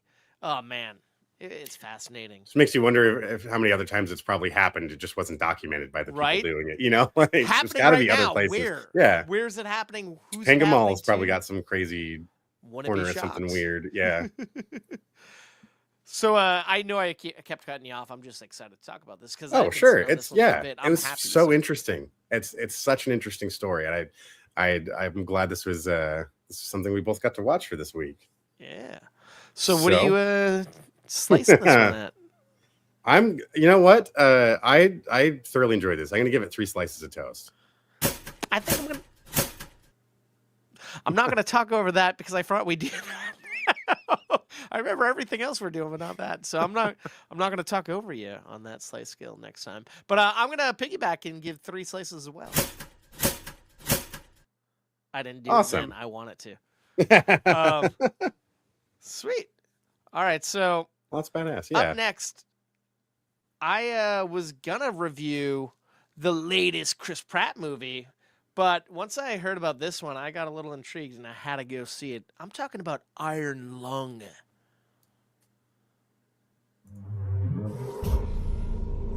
I see that question in your eyes. For what purpose do we remain alone in the dark? Beginning the descent. Cruising depth in roughly 2 minutes. Stand by. I ask myself that very same question. I'm seeing some voltage irregularities on the instrument, so keep an eye out for sparks or flames or anything like that. Why would there be flames? You did test this thing, right? This is the test. Closing porthole shielding. Where's the reason for this quiet rapture? Too few to rebuild, too many to feed. You're the first one down. All we have are surface scans, that's why you're there. Well, one of the reasons.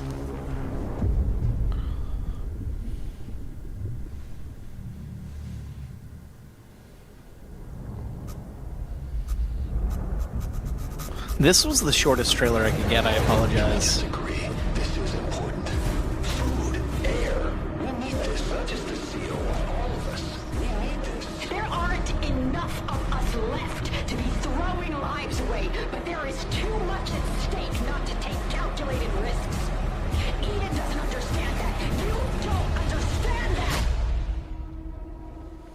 just want to live. Is that so wrong? Why doesn't anybody else want that? All right. Do you know anything about this one yet, Dennis? All I know is that this was it's Markiplier's movie that he self-fund, or he's behind the story and everything, like, yeah, I understand. So this is based off an indie game that this YouTuber Markiplier, who has like 38 million followers, he fell in love with this game and saw some potential in it. And he reached out to the creator, a very small creator, and kind of got the rights, worked with them, came up with all the money himself. I think it was like 3 million, I think he put in. And he did like everything in this movie. He wrote it, he produced it, he stars in it, he edited it, he did everything for it. And he kind of four-walled the market here. He essentially had his followers reach out to theaters to put a call to action for them to play this little indie movie. And it's funny, like, I didn't know anything about the game or anything. Like, every week when there's new movies coming out, I see what's coming out, what do I want to see out of the 4 movies. And I saw this and I'm like, I'm slightly intrigued by this trailer, but not for me. And then I heard him on a podcast and I saw that the movie came in 2nd place at the box office and heard the story. And I'm like, all right, I got to see what it's about. And dude, this movie's crazy. So the story's a little convoluted and weird, but essentially it takes place in the future. There was this kind of rapture type thing. Not a lot of people are still alive. There's no sunlight. The earth is shrouded in darkness. And there's this like convict who is pulled out of prison and offered to be released if he went on this like exploration mission to the bottom of the ocean, but not just the ocean, this ocean filled with blood and just like mystery. And of course, like, yeah, fuck it, I want to get out of prison. And so he's put in this this little submarine that goes underground and slowly starts losing his mind. And all he has to do is just take pictures of things and roll around and take pictures. And, like, he doesn't really know why he's there. And he's hesitant because these people are just talking to him on an intercom the whole time. Like, inmate, what do you see? What are you doing? Blah, blah, blah. And it's like, fuck, man, treat this guy with a little respect. He's doing this mission for you. And, like, then he takes a picture and realizes, oh, shit, I think that's a skeleton. Fuck. And then, oh, shit, there's something here. And he realizes there's something down there with him. And he's freaking the fuck out. And he's like, let me up. I got to come back. You can send me back to prison. Fucking. And, like, they're like, and then someone's, like, seeing the pictures, like, oh, there's a skeleton. Let's pull him up. And, like, they're pulling him up. And, like, he's like, all right, I'm getting out of here. And they're like, oh, actually, you say there's something down there. We're going to put this, like, thing on the front of your fucking rover, and now you got to go down there and hunt whatever is down there that left that skeleton. And this guy is petrified. And like, then we find out it's kind of like a suicide mission, and there's some corrupt things happening, and he is just psychologically losing his shit. And this whole movie is essentially taking place in this like vessel, and there's this ominous score that is just so fucking beautiful. Somehow they make perfect use out of this like submarine. It's tiny and cramped, but there's so many interesting angles. And sometimes we can see outside, there's just blood. This movie is chock full of blood. I think this is one of them. This movie takes the cake, and it literally is on record being the movie with the most blood in it. And it's gory and intense. And like, we're just hearing voices primarily over the intercom talking to him. And the performances of the voice actors are good, but this guy is like down there just selling the fuck out of it. And the fact that he's a YouTuber and did all this, it just adds more to it. Like, it's 2 hours and 7 minutes, a bit long, but it goes by decently, but it puts you in that weird headspace and makes you feel like you're the character, because it's like, oh, I don't know what's going to happen. I'm a little nervous. I'm claustrophobic. So they're doing a lot with this. And the editing is nice. And I think there's some people from the video game that kind of have voices in here. And your Troy Baker's in here. So that's kind of cool. Oh, nice. Classic. Yeah. overall, man, this movie went from something I had zero interest in and something I'm like, I got to see for the gimmick. And then I'm like, holy fuck, I want to see more of this Markiplier guy do more movies. And it's just so epic. Like, awesome. That's cool. He stretched a dollar in the best way. And seeing it in the theater, I saw this at 1 o'clock on a fucking Tuesday, and it was nearly crowded audience, and everyone was eating it up. Damn. And like, if this is still playing after this weekend, because normally indie films only play for like a week, but since it came in second place at the box office, I'm willing to bet it will stick around for a bit. It's got some legs. I highly suggest anybody out there who wants to see this like dark sci-fi horror film that truly is original, I highly suggest going out and checking out Iron Lung. I had a blast watching it. Yeah. Nice. I'm going to give this 3 slices of toast. I'm sorry that's good. Good marks, I talked a lot about that, but like, there's so much going on that visually. Oh, that's cool. I'm intrigued. Yeah, for sure, dude. Oh, that sounds cool. Yeah, definitely. I do apologize. I'm going to talk for a little bit longer. I'm sorry. I checked out the latest Amazon Prime original action movie, The Wrecking Crew. This doesn't happen here every day. I can't have 2 guys who look like they eat steroid pancakes for breakfast, turning my island into Beirut! Detective, that is uncalled for. Are you gaslighting us? You want to tell me why the Yakuza want you dead? You have to ask them. Yakuza? That's what that was? You blew up my car. I blew up their car, and then it landed on yours. They just blew up your car. You just stir up trouble. That's what you do. That's what I do because I'm a cop. Not here, you're not. Our father was murdered. Was it hit and run? I don't think so. Whoa! They tried to kill me. Sword fight.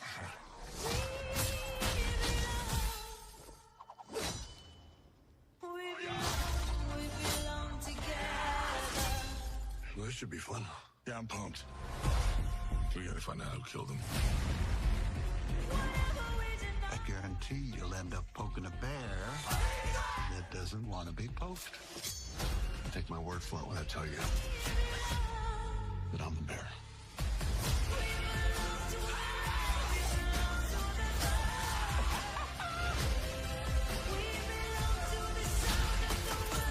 Ninjas on bikes. That's talking more shooting. You got fat. You got old.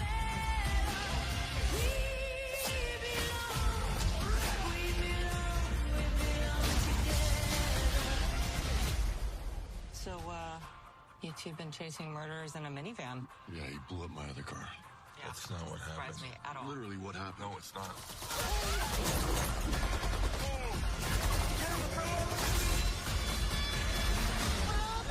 Why did your car go faster? We belong together. Okay, split up. You guys look like The Rock screwed himself and had twins.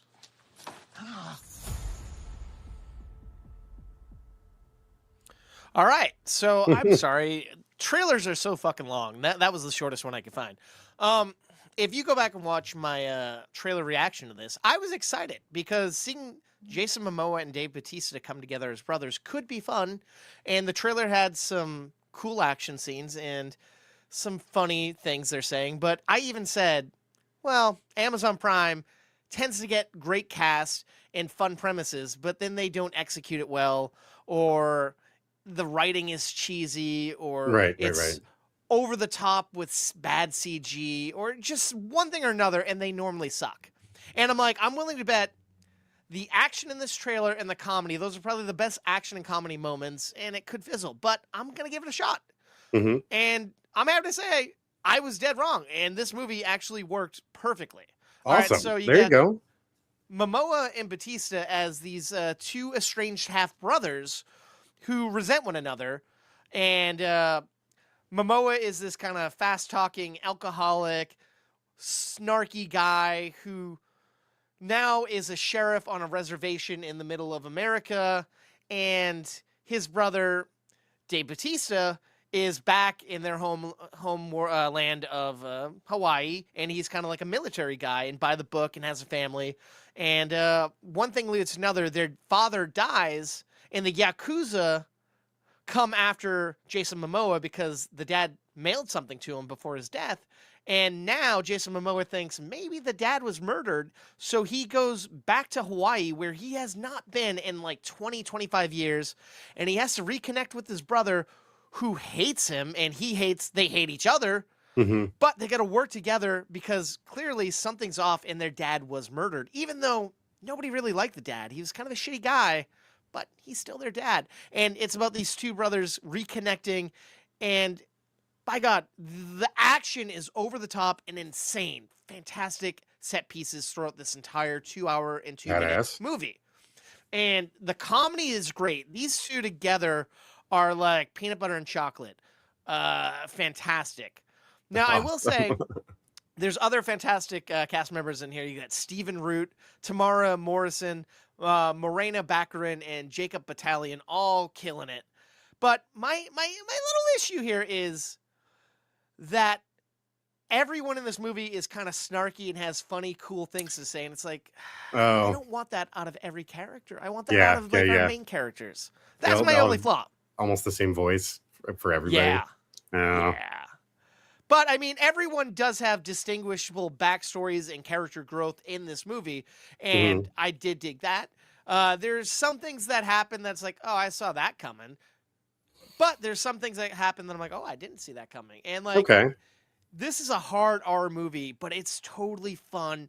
This reminds me of, like, a buddy cop comedy from, like, the late 90s, and I honestly hope they do more of these movies because the characters are great, the setting's fun, it's beautiful. Like I said, it takes place in Hawaii.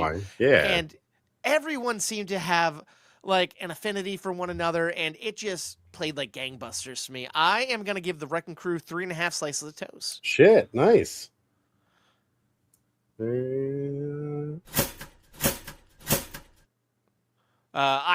If you have free time, I would love it if you checked it out, and even not on the show, if you just told me if I'm crazy or not, because I could be crazy. Oh, for sure. No, it's like I think I have it in my queue already, so I'll have to give it a shot. Yeah. And I will say this is refreshing compared to The Rip. Like you're getting these two great actors coming together. This to me is what I want. I'm not gonna say I wanted out of The Rip, but I feel like it had more going than The Rip had. I get what you mean. Yeah. No, I get what you're trying to say, though. Yeah, it's not like they're the same genre or anything, but you expected a grander. Yeah. And this was directed by the guy who did Blue Beetle, another DC movie that was like kind of panned, but I love that movie. And I'm like, fuck, I gotta go rewatch that after watching it. And I want more from this director, man. Cool. Badass. Well, that's great to hear. But speaking of badass, we both have the #1 movie at the previous week's box office, a little movie called Send Help. As an executive, I see no value in you. What? We have the merger coming up. Bring her. And then she's out.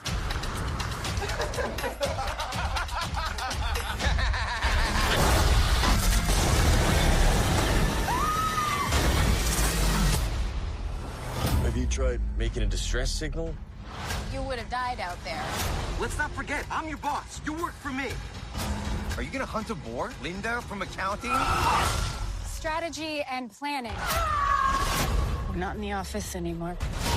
Don't ever mistake my kindness for weakness. You are stuck with an awful boss, just like I was. Although I'm betting I am a much nicer boss than you ever would have been, except for maybe this part.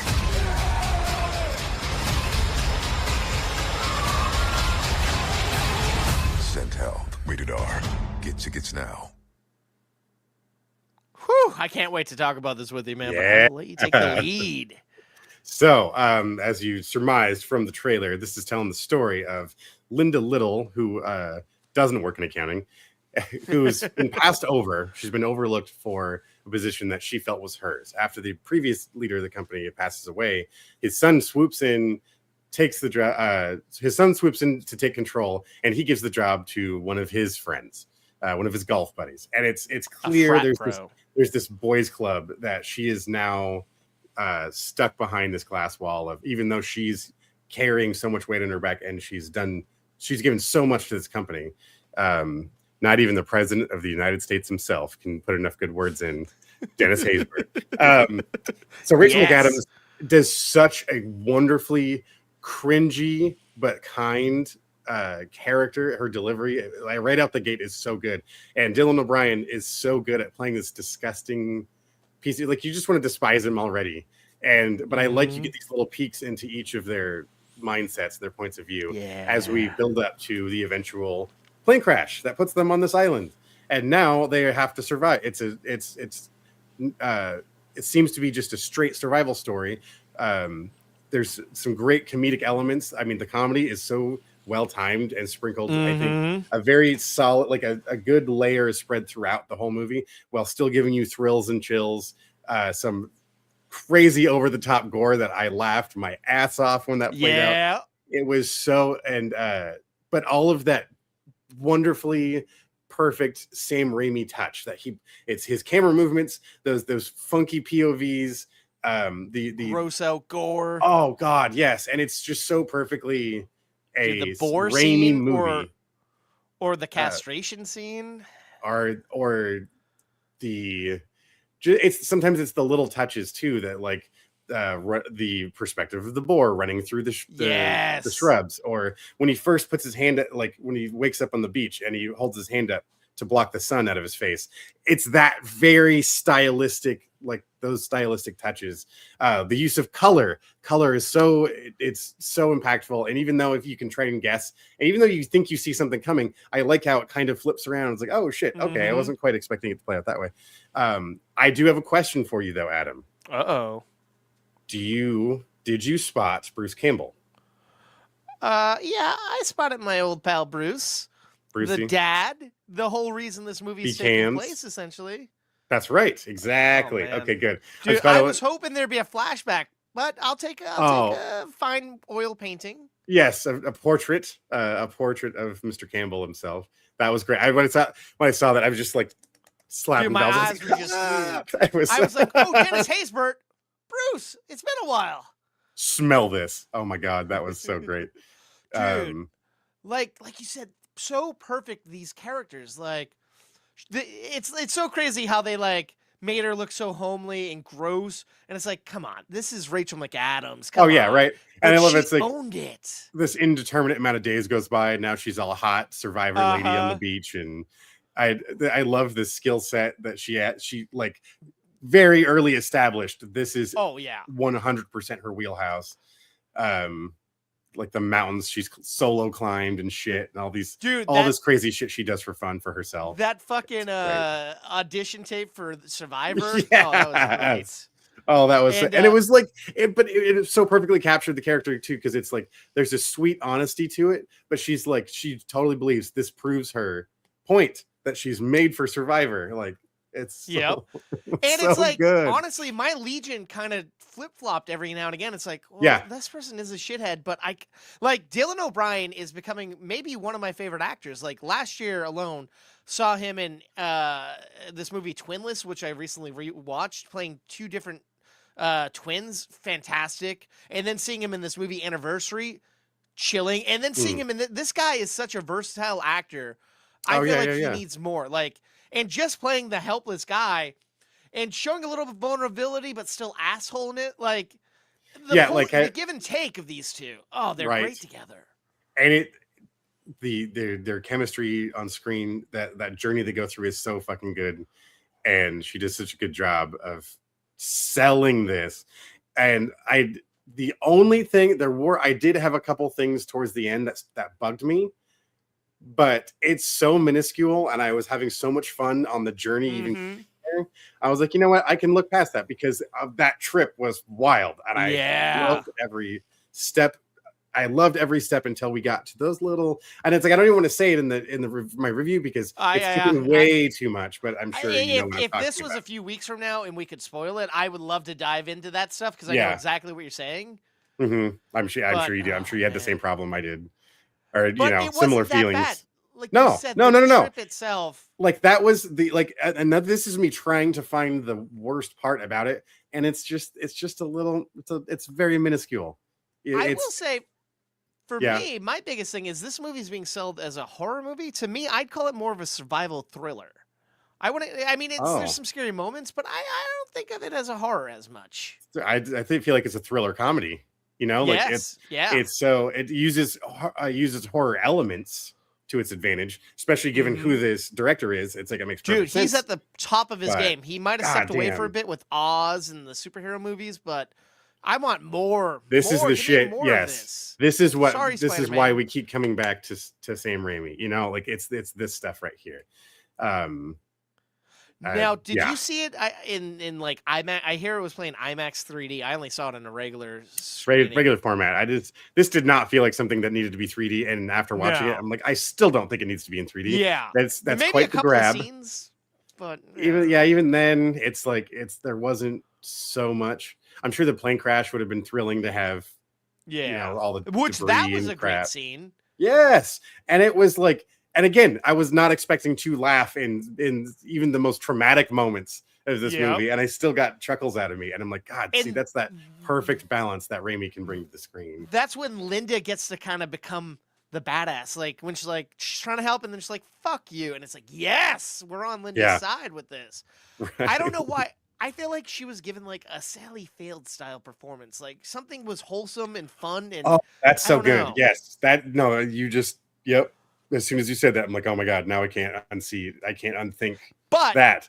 Where the starting point, wardrobe of fucking wow, I just had her name and then I lost it because I run my mouth. Diane Keaton style wardrobe. Oh, sure. Yes. I don't know why. Yes. Yeah. It was so good. Rachel McAdams fucking crushed this movie, and I hope she gets to take advantage. Like, I hope this gives her other avenues to now return to, like the other things she's done in the past that she hasn't in a while, and then just more things at this like over the top scale. So fucking, I had a great time, dude. I can't say enough good things about this. I went in expecting it's gonna be okay, probably sloppy, but I was like, right. But just like, oh shit! All right, and an hour and 54 minutes kind of flew by, and there was a lot happening. And I think the three of us ended up saw it with a friend of ours. Three of us ended up talking about it for like an hour afterwards. Anyways, like there's still so much, you know. They're trying to show you a little bit here, only to go over there, and then sometimes the things they were kind of teasing, it did end up going that direction, but you maybe didn't realize just the scale it went to. It's like, oh fuck, that was all right. All right, that's great. Yeah, no, I had a great time with this. So we've arrived. How many slices are you given Send Help? I think I'm gonna give it 3. 3? Okay. Yeah. How about you? I'm going 3.5. Oh! 3.5. That's legit. Yeah. I like that. I could see that. We had some good movies to talk about today. Fuck yeah, we had great movies this week. It's like, even if everything was just a 3 on its own, that honestly, folks, check them out. If in case you joined the party late or you'd forgotten what we're talking about, please go and check out Secret Mall, Apartment, Iron Lung, The Wrecking Crew, Send Help. Lots of fun to be had, and it's nice when we all have movies we're really excited to talk about and talk about together. I love when we get we get to double dip on them reviews, because it's dude, when you said Send Help, so much I'm like, fun. Oh fuck yes. I was kind of deep down, I'm like, I hope you watched The Wrecking Crew, but then you outdid it with Send Help. I'm like, all right, man, I'm jazzed. And I'm happy that like you weren't like, this movie sucked, and I'm like, oh yeah, now I'm sad. No, for sure. Yeah, I think there's just something to be said. It is like, we just had that much fun watching. You know, I miss having fun watching a movie like that. It's not a part of some franchise. It's not associated with anything else. It exists on its own. It's not begging for a sequel. I could see someone trying to do it, but it does not leave it alone. Yep. Leave it alone. Perfect one and done. Yes. So But folks, I hope you enjoyed what we had to say, but we'd love to hear what you have to say. I think there's a couple places, Adam, they can go and do that, isn't there? I think there is, Dennis. Maybe Facebook, X, TikTok, Threads, Blue Sky, Kick, YouTube, all at the handle at movie_toast. Please let us know if you've seen these movies. Do you agree? Do you disagree? Which one do you like the most? We want to know. The news, did any of this seem interesting to you? We want to hear from you. We want to talk with you. Be a part of the community with us, folks. For sure. Absolutely. Yeah, it's the only way we can know the show can get any better, or let us know how we're doing. Why don't you pop on over to Apple Podcasts, leave us a review over there. If you can't leave the comments, because if you're listening to the show, we want to know as much as we can do to make this show as buttery, golden, delicious as your perfect slice of toast could possibly be. Yeah. And we want to keep having fun doing this show for you guys. Fuck yeah. That's why we do it, and to hang out and to see movies, but mainly to help inform you on the world of entertainment. That's right. But you don't want to do any of that. We have one thing we always ask y'all to do, and that is to please stay toasty. Adam and Dennis, they're the kings of the real. Reviewing new movies, they keep it real. Coast to coast, from LA to the east. On the podcast show, they feast on the beast. Adam's bringing knowledge like he's Professor X. Dennis with cuts deeper than Wolverine's claws. I guess Marvel, DC, they know them all by heart. Breaking down the plot, tearing every scene apart. They got the juice like Tarantino's Pulp Fiction. Breaking down movies with a sharp precision. Adam coming in hot like a John Wick hit. Dennis bringing the heat like the climax of a Tarzan flick.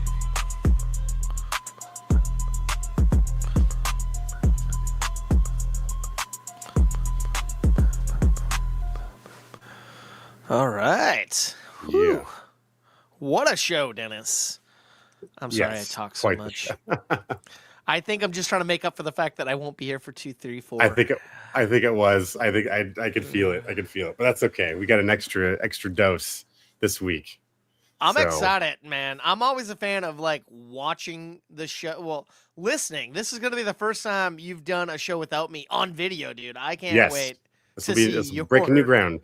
So, folks, I am going to do my best to keep the format, but this fucking powerhouse over here does so much for the show, so it will appear different. But Movie Toast will continue. I'm leaving the show forever. Yeah, he's like, you know what? Fuck this. I love not doing this anymore. He's just like, life is good again. You have fun doing it without me, man. But no, man, I'm excited, man. Do you any inklings of what you might want to watch? Well, not quite yet. I'm trying to keep it a little open for now, and so I don't want to overthink it. Yeah. So I'm gonna try to knock the different phases out in bite-sized chunks, so I'm not cramming too much all at the end. But no, I'm excited because I think it'll be a round table-ish sort of discussion of all the same flicks. So, but what they are yet will be determined. You'll just have to come and see or listen. Ooh, what a good tease. Yeah. I like that. Yes, sir. Man, oh man. Well, you will be missed though. But you're gonna have a lot of fun, and I can't wait to hear about your vacation. Yeah, thank you. You're gonna have so much fun. Let's see. Oh man, I want to keep this party rolling, man. I know we talked about talking about Stranger Things, but we are 2 hours in. This is a full fucking loaf here. We're gonna put this horse out of its misery. Thank you all. Thanks for joining us, folks.